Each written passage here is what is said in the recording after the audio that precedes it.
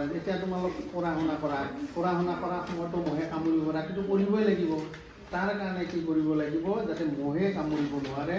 আজিকালিতো বহুত কিবা কিবি ওলাইছে, কইল ওলাইছে, ধূপ ওলাইছে, কিবা কিবি ওলাইছে, জ্বলাই পেলাই নতুবা ধূনা দি পেলাই হ'লেও মহ আঁতৰাৰ ব্যৱস্থা কৰিব লাগিব। আৰু চৌহদ চাফ চিকুণ কৰিব লাগিব। এইটো হৈছে মেলেৰিয়া ৰোগ। আৰু ডেংগু হৈছে, ডেংগু ৰোগৰ লক্ষণটো হৈছে ডেংগু ৰোগৰ জ্বৰ কিন্তু সকলোতে জ্বৰ উঠিবই আজি। ডেংগুৰ হ'লে জ্বৰ উঠিব পাৰে, গোটেই গাঁঠি বিষাব পাৰে, চকুৰ পিছফালে বিষাব, এনেকুৱা লাগিব যাতে যেন চকুটো ওলাই আহিব, এনেকুৱা ধৰণৰ লাগিব। আৰু আমাৰ বসন্ত ওলাৰ নিচিনা কৰি কিছুমান এই গুটি শৰীৰে পেলাব পাৰে, ৰেছ কিছুমান ওলাই যাব পাৰে।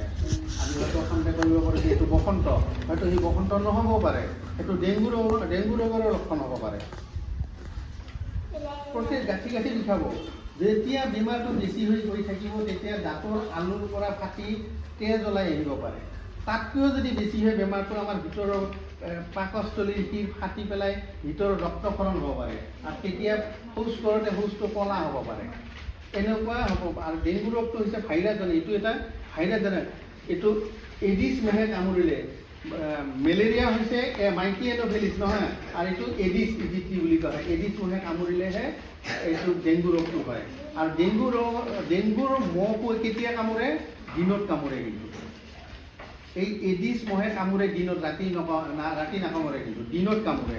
গতিকে আমি দিনতো যদি কেতিয়াবা শুব, আঁঠুৱা টানি শুব লাগিব।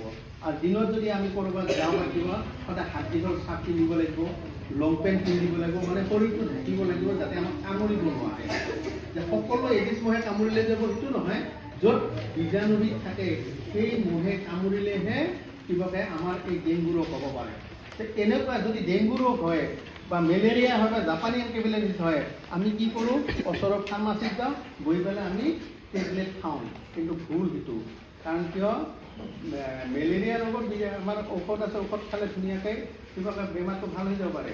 ডেংগু বা জাপানী এনকেফেলাইটিছ এই দুটা বেমাৰ ভাইৰাছজনিত, ইয়াৰ সঠিক চিকিৎসা নাই, এইটো লক্ষণ ভিত্তিক চিকিৎসা হয়। সেইকাৰণে হস্পিটেলত যাব লাগে। এনেকুৱা ধৰণৰ বেমাৰ হ'লে তেওঁলোকে লক্ষণ অনুযায়ী, যে জ্বৰ উঠিছে জ্বৰৰ ঔষধ দিব, বমি হৈছে বমিৰ ঔষধ দিব, লক্ষণ চাই কিবাকে তেওঁলোকে ট্ৰিটমেণ্ট কৰে।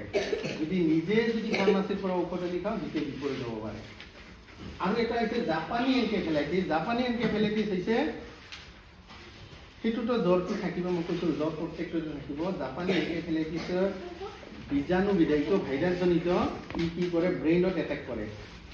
ব্ৰেইনত যেতিয়া এজনৰ ভ্ৰম বকিব পাৰে, এনেকুৱা হয় যে ভূতে ধৰা মানুহৰ দৰে হ'ব পাৰে। মানুহটো যদি একফালে চাই থাকে, এই গছ এডালৰ ফালে চাইছে, গছৰ ফালে চাই থাকিব, মানুহটো ভালকৈ বেলেগে যে এইটো ভূতে ধৰিছে। ঘৰৰ মানুহ কাকো চিনি নোপোৱা হ'ব পাৰে।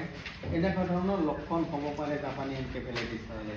আৰু যদি বেছি হৈ যায়, ব্ৰেইনত যিহেতু এটেক কৰে, গতিকে ব্ৰেইনৰ যিটো পাৰ্ট নষ্ট কৰি দিব, সেই পাৰ্টে আমাৰ শৰীৰৰ কোনটো অংগ কণ্ট্ৰল কৰে, সেই অংগটো বিকলাংগ হৈ যাব, যাক আমি পেৰালাইচিছ বুলি কওঁ। যে আমাৰ যে ব্ৰেইনৰ কোনটো পাৰ্ট হেৰি কৰে, যদি সেই পাৰ্টটো যদি ধ্বংস হৈ যায়, তেতিয়াহ'লে আঠখানাৰ আমাৰ কিবা পেৰালাইচিছ হৈ যাব। আমি ইখনৰ দ্বাৰা কোনো কাম কৰিব নোৱাৰা হৈ যাওঁ। জাপানী এনকেফেলাইটিছৰ বেমাৰটো সাধাৰণতে ভূতে ধৰা মানুহৰ নিচিনা কিছুমান লক্ষণ দেখা যায়। মূৰৰ বিষটো থাকিব, জ্বৰ থাকিব, ভ্ৰম বকিব, এনেকুৱা ধৰণৰ। এই ক্ষেত্ৰত কি কৰিব লাগিব? হস্পিটেলত যাব লাগিব। আৰু কিছুমান ভিতৰুৱা অঞ্চলত কি কৰে? ভূতে ধৰা বুলি কয়, যেতিয়াৰ পৰা যেতিয়া কবিতা জানি যায়, তাৰে ভূত খেদাব যায়। এনেকুৱা শেষত মানুহটোকে মানে হেৰাই পেলাই। এই এনেকুৱা ধৰণৰ তিনিবিধ ৰোগ আছে। এই তিনিবিধ ৰোগৰ পৰা আমি হাত সাৰিবলৈ আমাৰ এটা উপায় আছে, যে আমি মহৰ পৰা হাত সাৰিব লাগিব। এতিয়া মহৰ পৰা হাত কেনেকৈ সাৰিম? মহে ক'ত বংশবৃদ্ধি কৰে, সেইটো চাব লাগিব। মহে কি কৰে? পানীত কণী দিয়ে। গতিকে যাতে পানীটো এতিয়া